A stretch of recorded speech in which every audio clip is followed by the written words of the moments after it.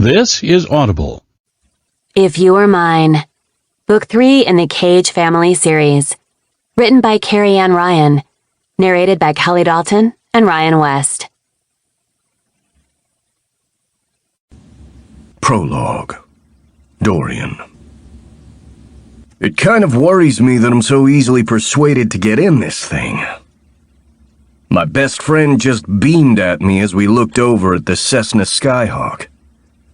Isn't she gorgeous?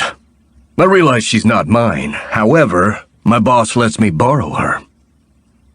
When you say borrow, do you mean borrow, or are you stealing this from your boss? With Joshua, one never knew. It wasn't that Joshua was reckless, far from it. But we had been in our fair share of scrapes throughout the years. I had many friends throughout my life. Some that I worked with now. Some that I had gone to school with. Joshua was the only one I had met on a summer vacation that had turned into a full semester vacation when my father hadn't wanted me to come back to town. That wasn't a time in my life that I like to think of, but throughout all the pain and rejection, including neglect, I found my best friend.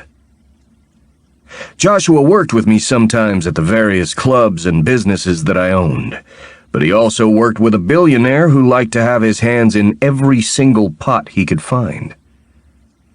When I had been shipped off to Cage Lake to stay with my mother in one of the various houses that the family owned, dear old mother had been too busy to pay attention to me for many hours of the day, so I had strolled the small-town streets and found my best friend. Seriously, we had clicked just like that, and got in enough scrapes together that the local sheriff and deputy probably still had our pictures as teenagers up somewhere. We'd grown up, of course, and quit doing stupid things that could get us sent to jail. However, I needed to be a little clear on this. Who do you take me for? Of course I'm not stealing a damn plane. Adam wants me to fly it because he just got his new baby and he wasn't sure if he wanted to sell this or not. So I get to take it out after they work on maintenance just to make sure she's doing good. That still doesn't fill me with confidence, I said dryly. I've had enough flying hours solo that I could be a pilot if I wanted to. You know this is what I've always wanted to do. Why weren't you a pilot? I asked, interested. He met my gaze and I got it.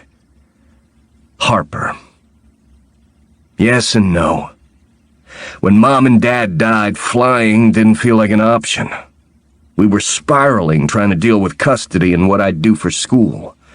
Then when the grandparents died and Harper was getting out of school, I didn't want to leave my baby sister alone all the time flying back and forth. You know that pilots don't get to spend as much time with their families as they'd like. And I couldn't do that to Harper. Plus, I liked working with you and Adam. And a business degree isn't anything to laugh at. Hell, I'm making more money now than I would have as a pilot.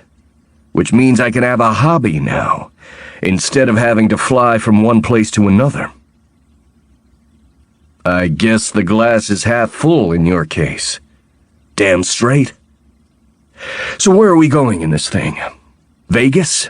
I teased. No, I'm not taking you to Vegas in a piston single-engine aircraft. This baby has 600 nautical miles of range, can seat up to 4, has over an 800-pound useful load, and needs a little over 1,500 feet of takeoff distance. It's the best training plane out there. Did you read that in the manual? I asked dryly. You know I did. I know every inch of this baby. It's going to suck when he sells her. You really think Adam's going to sell her? Probably. He got a green Caravan which seats up to 14, and I don't know if he wants this tiny plane. Maybe he doesn't want to waste that much fuel, or deal with that many people. You won't give up your baby easily. I hope not, because I love her. So get in, and I'm going to do my normal pre-flight checks. You just sit there and look pretty. I batted my eyelashes. It doesn't take much. I got into the co-pilot seat and did what I did best.